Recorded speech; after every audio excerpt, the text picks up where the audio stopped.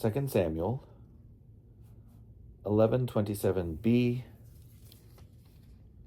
through 12:31. But the thing that David had done displeased the Lord, and the Lord sent Nathan to David.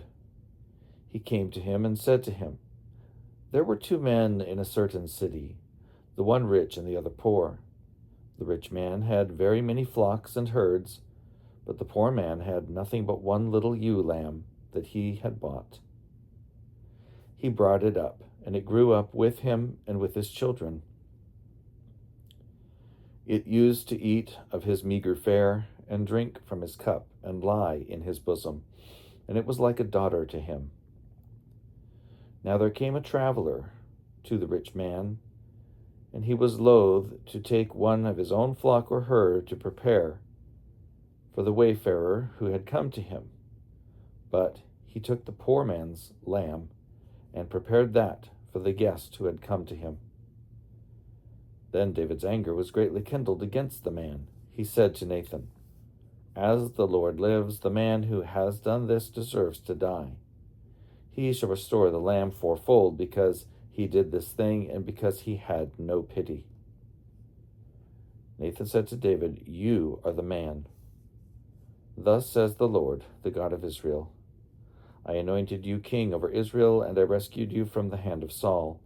I gave you your master's house and your master's wives into your bosom, and gave you the house of Israel and of Judah. And if that had been too little, I would have added as much more.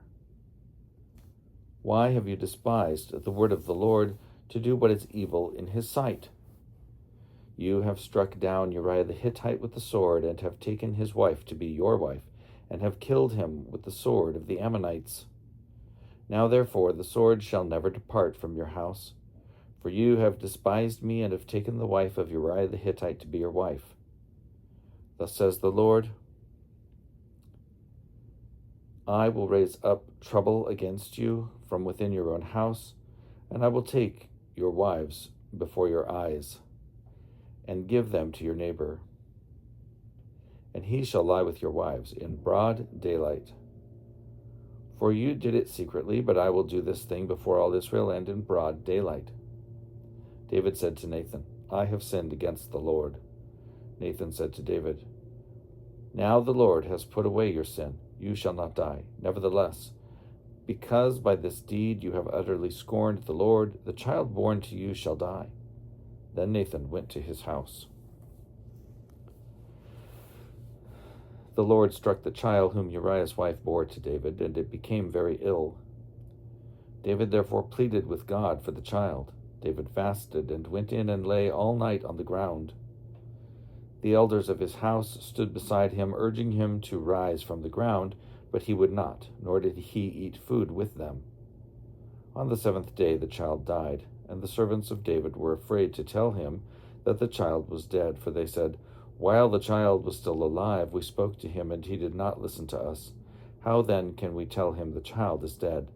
He may do himself some harm." But when David saw that his servants were whispering together, he perceived that the child was dead. And David said to his servants, "Is the child dead?" They said, "He is dead." Then David rose from the ground, washed, anointed himself, and changed his clothes. He went into the house of the Lord and worshipped.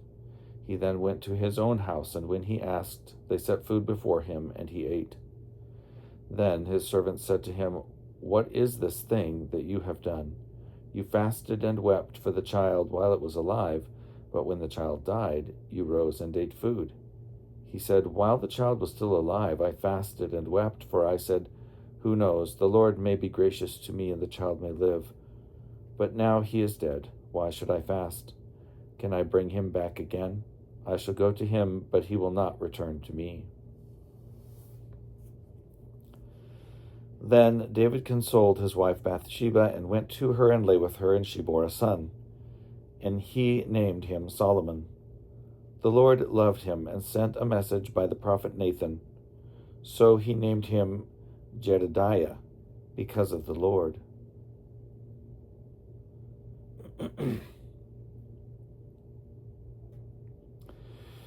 Now Joab fought against Rabbah of the Ammonites and took the royal city. Joab sent messengers to David and said, I have fought against Rabbah. Moreover, I have taken the water city. Now then, gather the rest of the people together, encamp against the city, and take it, lest I myself take the city, and it is called by my name. So David gathered all the people together and went to Rabbah, and fought against it, and took it. He took the crown of Milcom from his head,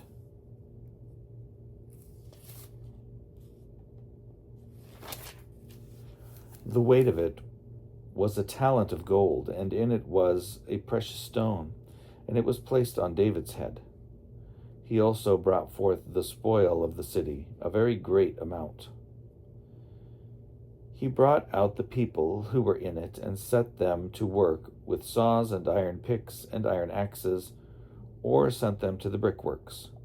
Thus he did to all the cities of the Ammonites. Then David and all the people returned to Jerusalem.